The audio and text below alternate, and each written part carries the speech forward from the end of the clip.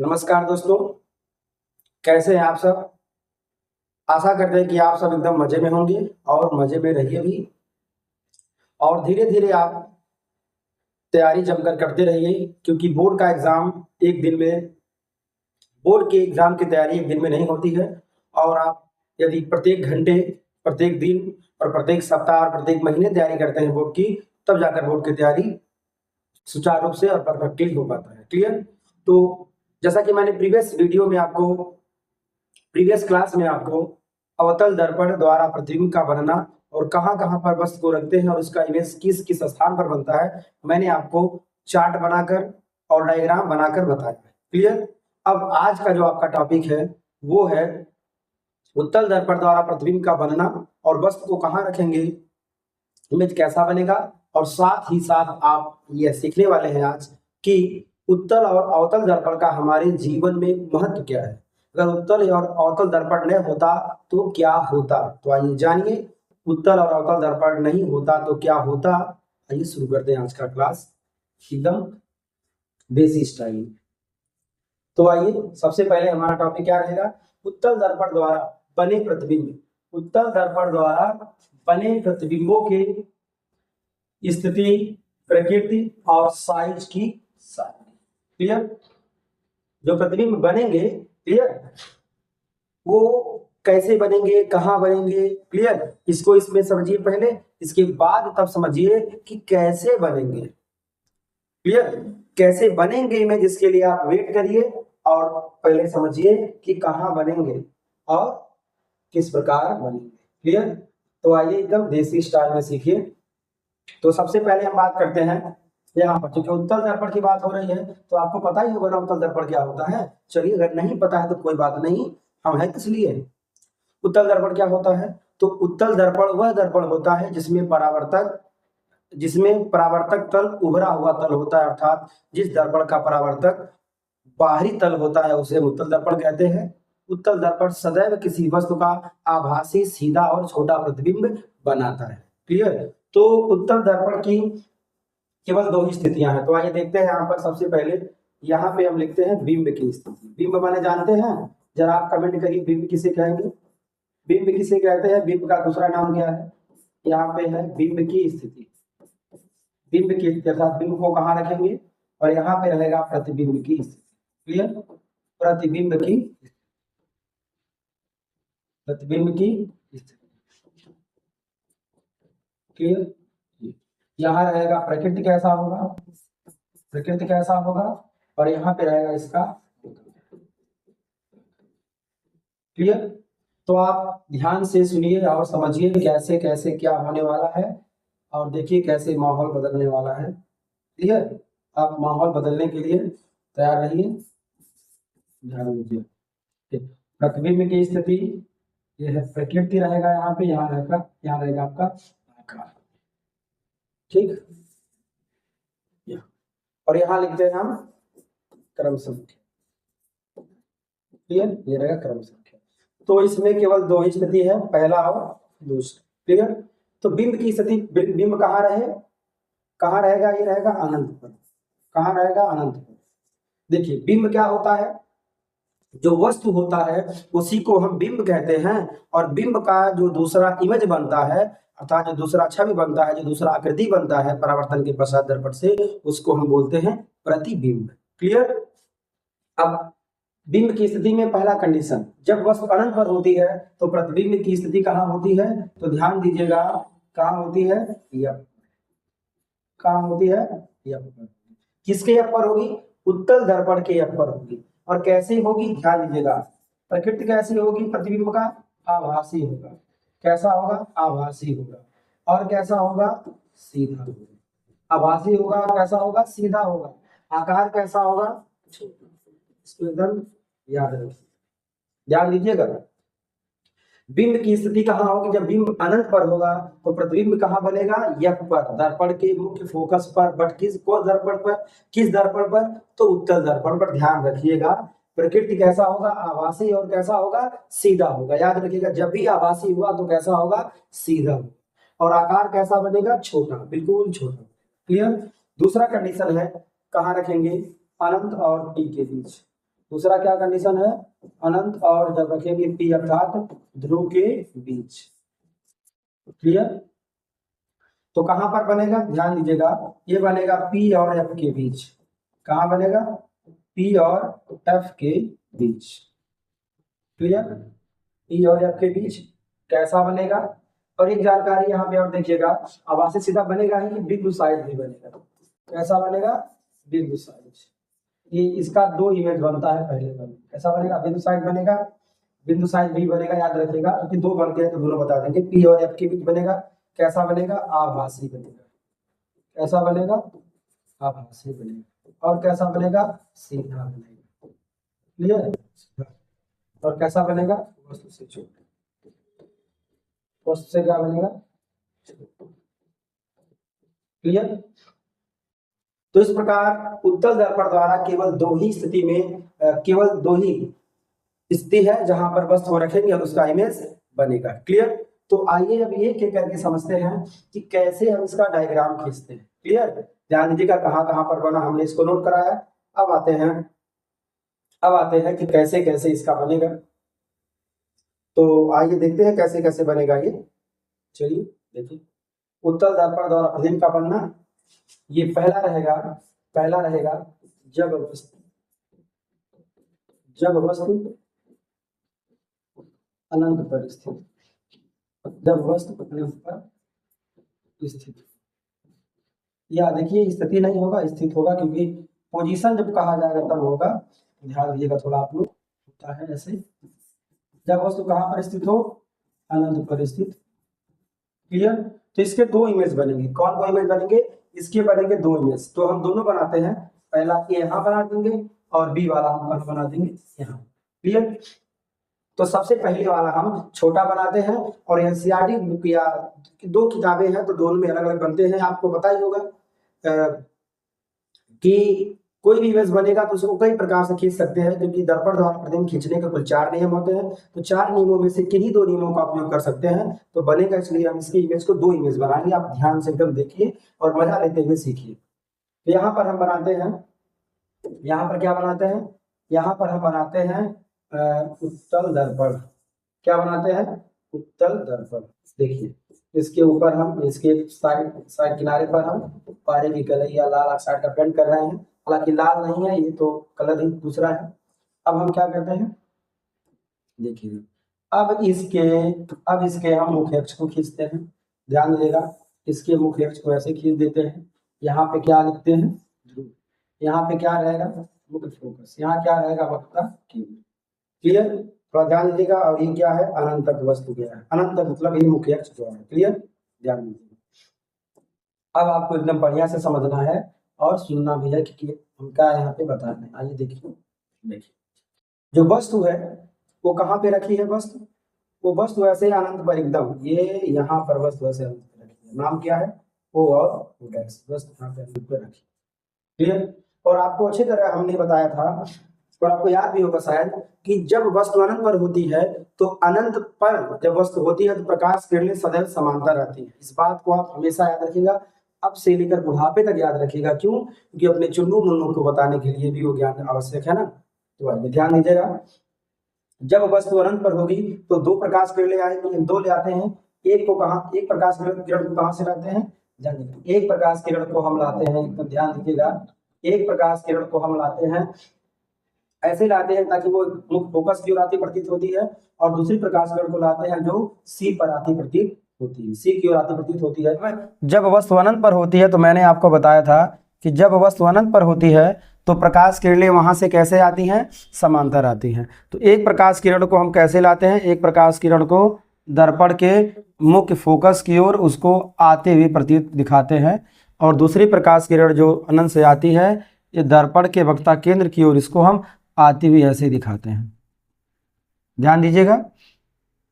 अब जब दोनों प्रकाश किरणें समांतर आती हैं अनंत पर से, तो पहली प्रकाश किरण परावर्तन के पश्चात दर्पण के मुख्य फोकस के क्या होगी, मुख्य अक्ष के समांतर हो जाएगी, फोकस नहीं अक्ष के समांतर हो जाएगी।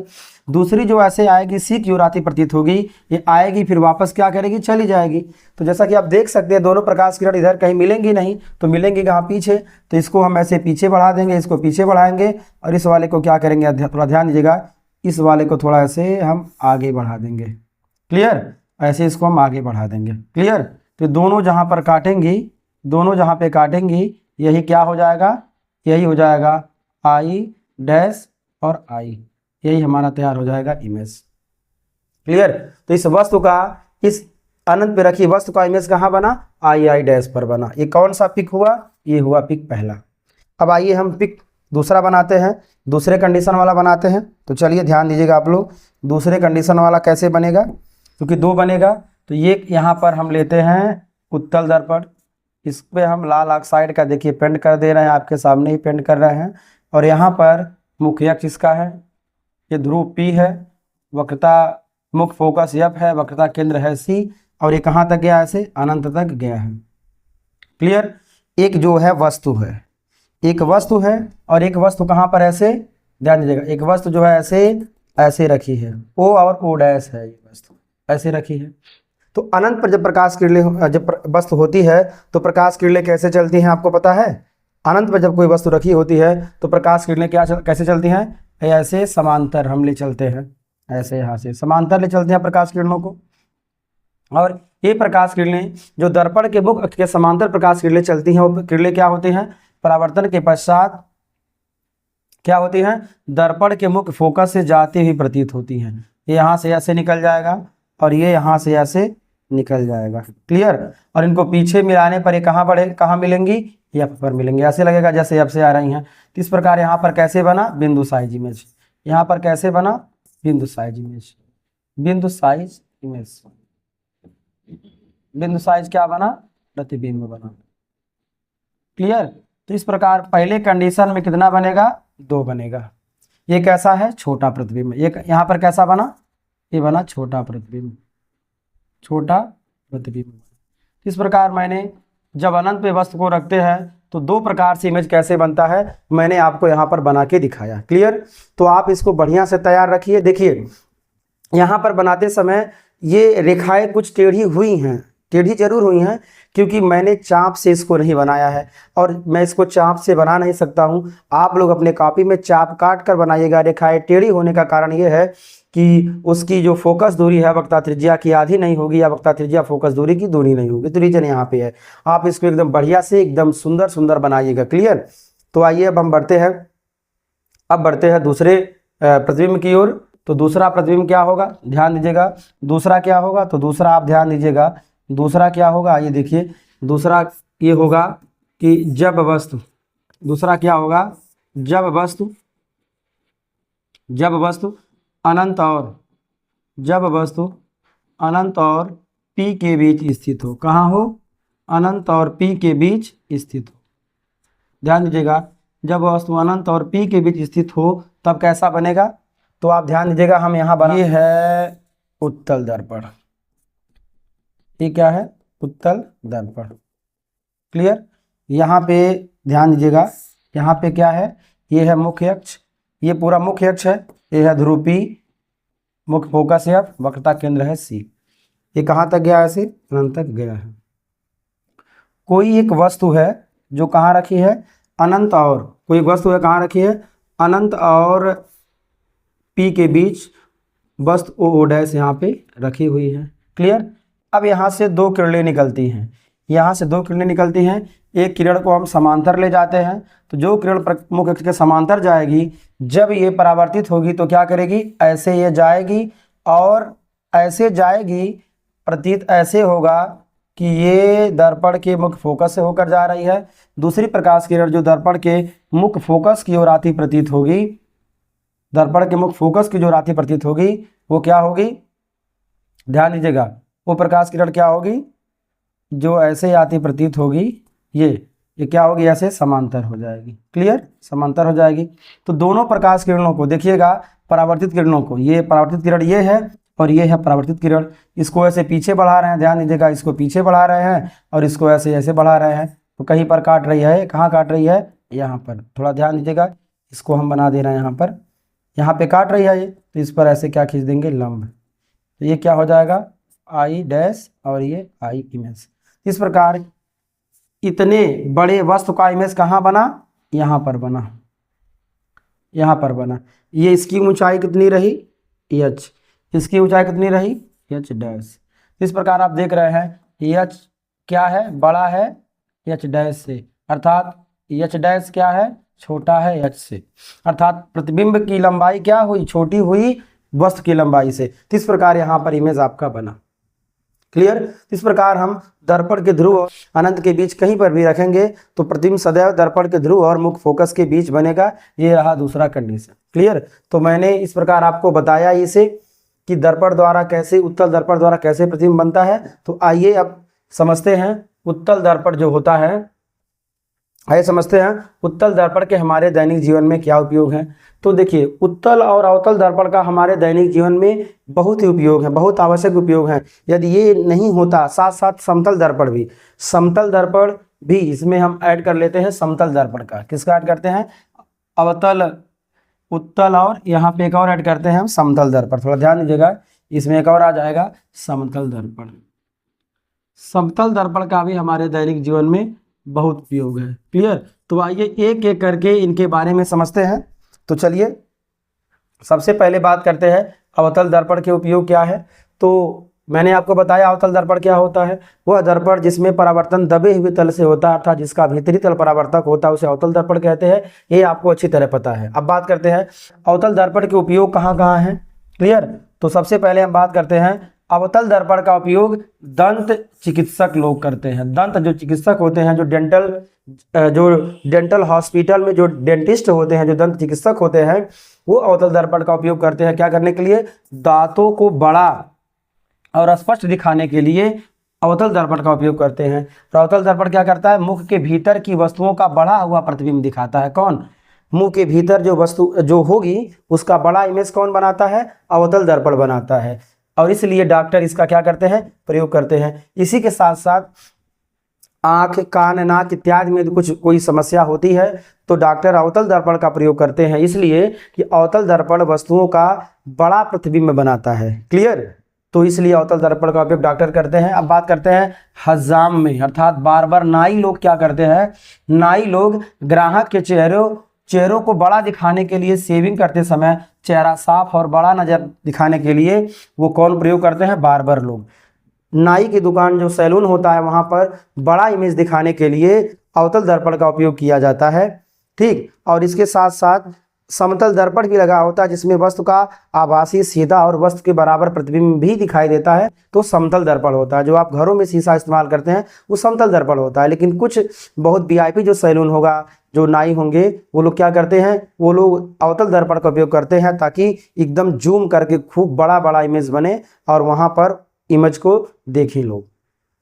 अब बात करते हैं वाहनों की हेडलाइट्स में अवतल दर्पण का उपयोग होता है। जो वाहन होते हैं जैसे कार हुआ, बस हुआ, स्कूटर हुआ, जो हेडलाइट्स होते हैं, जो सामने की जो लाइट होती है, उसमें अवतल दर्पण का उपयोग होता है। और किस लिए होता है, कार, बाइक्स की हेडलाइट में अवतल दर्पण उपयोग किस लिए होता है, ये प्रकाश किरणों को सीधा आगे फेंक देते हैं।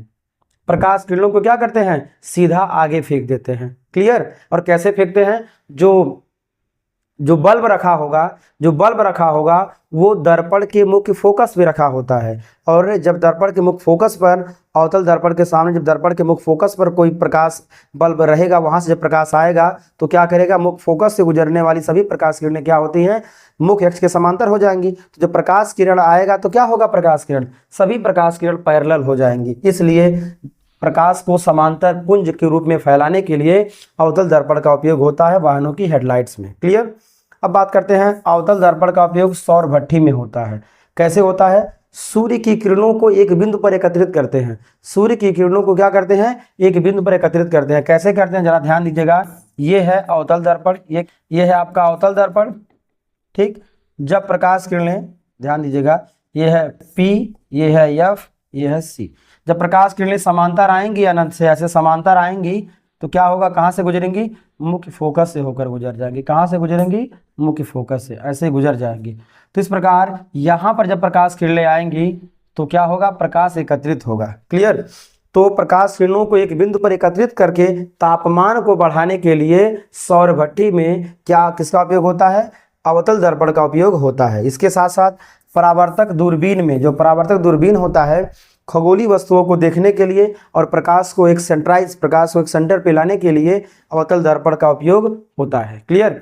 इसके साथ साथ जो सर्च लाइट होता है, जो सैनिक लोग अपने माथे पर ऐसे पहन कर चलते हैं, जो कैमरा लगा के चलते हैं, जो ऐसे लाइट लगा के चलते हैं, सर्च लाइट में भी अवतल दर्पण का उपयोग होता है। और साथ साथ जो बड़ी बड़ी जहाजें जो पानी में चलती हैं वो वहाँ पर भी लगा होता है ताकि प्रकाश को दूर तक फैलाया जा सके। क्लियर। तो आइए अब बात करते हैं उत्तल दर्पण के क्या उपयोग हैं। तो उत्तल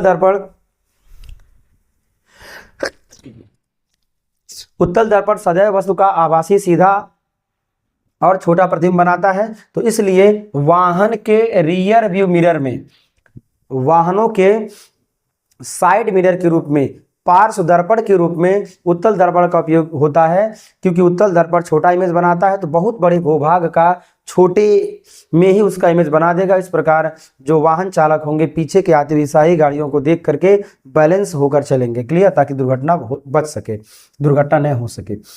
सड़क के पीछे का क्षेत्र दिखाने के लिए, सड़क का पीछे का क्षेत्र दिखाने के लिए वाहनों के रियर जो व्यू मिरर होगा उसमें उत्तल दर्पण लगा होता है। क्यों लगा होता है? ताकि ये विस्तृत दृश्य देता है, इसलिए लगा होता है। क्लियर। सुरक्षा निगरानी में, सिक्योरिटी सर्विलांस में, सुरक्षा निगरानी में उत्तल दर्पण का उपयोग होता है। क्योंकि वही बात फिर से लागू होगा कि बहुत बड़े भूभाग, बहुत बड़े क्षेत्र का इमेज छोटे में बना देगा और आसानी से देखा जा सकता है उसे। क्लियर। और बात करते हैं दुकानों, मॉल्स, एटीएम में, दुकानों, मॉल्स, एटीएम में, इन सभी में उत्तल दर्पण का उपयोग होता है ताकि कम छोटा छोटा इमेज करके पूरा पूरा दिख सके व्यू। क्लियर। अब हम बात करते हैं और कहाँ कहाँ होता है। तो उत्तल दर्पण का उपयोग बहुत जबरदस्त तरीके से होता है। कहाँ कहाँ होता है?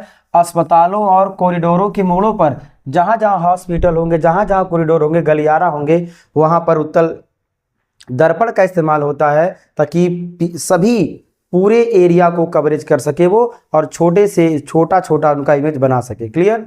इसके साथ साथ क्या होगा, इसके साथ साथ क्या होगा, कोनों पर टकराव रोकने हेतु, जो कोन होगा वहां पे टकराव को रोकने हेतु उत्तल दर्पण का उपयोग होता है। इसके साथ साथ सड़क के मोड़ों पर, जो सड़क के मोड़ होते हैं, जो ब्लाइंड टर्न्स होते हैं, जो एकाएक ऐसे मुड़ जाते हैं जहाँ पे न दिखे पीछे क्या है, तो वहां पर ऐसे लगा होता है ताकि दिख सके कि कौन क्या कहाँ पे है। क्लियर।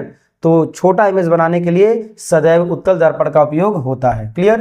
तो इस प्रकार उत्तल दर्पण, और यदि अवतल दर्पण अगर न इसका आविष्कार होता या न बनाया जाता तो सोचिए हमारे जीवन में कितना कुछ कमी हो जाता है। मोटर बाइक जो चलाते हुए जाते हैं लोग, यदि उसमें उत्तल दर्पण न लगा हो तो पीछे के वाहनों को जब नहीं देखेंगे तो मौज मस्ती से एकदम जाएंगे और पीछे वाला ठोक कर चला जाएगा और परलोक सिधार जाएंगे। क्लियर। तो परलोक न सिधारे इसलिए आप जब गाड़ी चलाएं तो पार्श्व मिरर में, रियर व्यू मिरर में क्या करते रहें, देखते रहें। क्लियर। अपने में ही मौज मस्ती न होकर चले। और ज़्यादातर दुर्घटना होने का कारण यही है, अगर कोई व्यक्ति वाहन चलाते हैं तो वो पीछे नहीं देखते कौन आ रहा है और ओवरटेक करने का प्रयास करते हैं या फिर साइड नहीं देते, जिसके कारण पीछे वाला उन्हें ठोक कर निकल जाता है। तो इस प्रकार सुरक्षा को आप समझिए, सुरक्षा के नियमों को समझिए और साइड मिरर जो लगा होता है उसका उपयोग करते हुए चलिए और अपने खुद को बचाइए और जो आपके पीछे से निकलते हैं उनको भी जिंदा होने का अवसर प्रदान कीजिए। क्लियर। अब हम बात करते हैं अवतल बनाम उत्तल दर्पण, अर्थात उत्तल और अवतल दर्पण में क्या उपयोग है। जैसा कि आप पूरा पढ़ चुके हैं लेकिन फिर भी आप देखिए कि दोनों दर्पणों में उपयोग क्या है। आइए इसको समझते हैं। तो यहाँ पे प्रमुख कुछ बिंदु हैं और बिंदु क्या क्या हैं, प्रमुख यहाँ पे बिंदु हैं। बिंदु कैसे हैं? प्रमुख हैं। कुछ प्रमुख बिंदु हैं। कौन कौन बिंदु हैं? यहाँ पे परावर्तक सतह की बात करते हैं तो अवतल दर्पण में जो परावर्तक सतह होगा वो कहाँ होगा? अंदर की ओर होगा। जैसा कि आप देख सकते हैं ये है कलई किया हुआ पृष्ठ और परावर्तक पृष्ठ कौन सा है? देखिए यह वाला है। क्लियर। उत्तल दर्पण में कहाँ होता है? बाहर की ओर होता है, जैसा कि आप देख सकते हैं ये कलई किया हुआ रहेगा और यह जो पृष्ठ रहेगा इधर इधर किनारे वाला, यही क्या है? यही रहेगा उत्तल दर्पण का बाहर की ओर परावर्तक पृष्ठ रहेगा।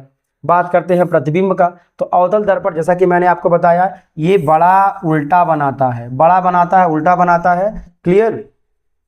और बड़ा बनाएगा उल्टा बनाएगा, और कभी कभी क्या बनाएगा, सीधा बनाएगा। कब बनाएगा, छठे कंडीशन में सीधा बनाएगा, और 1 से 5 में क्या बनाएगा, 1 से 5 में क्या बनाएगा, उल्टा बनाएगा। ध्यान दीजिएगा, ये छोटा भी इमेज बनाता है, ऐसा नहीं है कि हमेशा बड़ा बनाता है, तो छोटा बनाता है, बराबर भी बनाता है, छोटा बराबर बड़ा ये बनाता है। और वहीं उत्तल दर्पण क्या करता है, तो ये बेचारा हमेशा एकदम सीधा है, ये बेचारा हमेशा सीधा है और एकदम छोटा बनाएगा, सीधा बनाएगा, ठीक है, और आभासी बनाएगा। अब बात करते हैं उपयोग कहाँ है, तो हमने अभी आपको बताया प्रकाश किरणों को फोकसित करने के लिए, प्रकाश किरणों को अभिसरित करने के लिए अवतल दर्पण इस्तेमाल किया जाता है, और प्रकाश किरणों को फैलाने के लिए उत्तल दर्पण का उपयोग किया जाता है। इसलिए अवतल दर्पण को अभिसरित दर्पण कहेंगे, उत्तल दर्पण को अपसरित दर्पण कहेंगे। वाइड व्यू के लिए, ठीक है, बहुत बड़े क्षेत्र का छोटा इमेज प्राप्त करने के लिए उत्तल दर्पण, और कहाँ कहाँ पर अवतल दर्पण का उपयोग होगा, तो बार बार लोग करेंगे, सर्च लाइट में होगा, हेडलाइट्स में होगा, इन सभी में, और सौर भट्ठी में अवतल दर्पण का उपयोग होता है। अब बात करते हैं और प्रमुख उपयोग क्या है, तो सबसे पहले डॉक्टर और हेडलाइट में, डॉक्टर लोग करेंगे, डेंटिस्ट लोग करेंगे, हेडलाइट्स में भी होता है, और रियर व्यू मिरर के रूप में, सुरक्षा के रूप में उत्तल दर्पण का उपयोग होता है। तो क्लियर, तो आज के लिए बस इतना ही। Thanks for watching my video.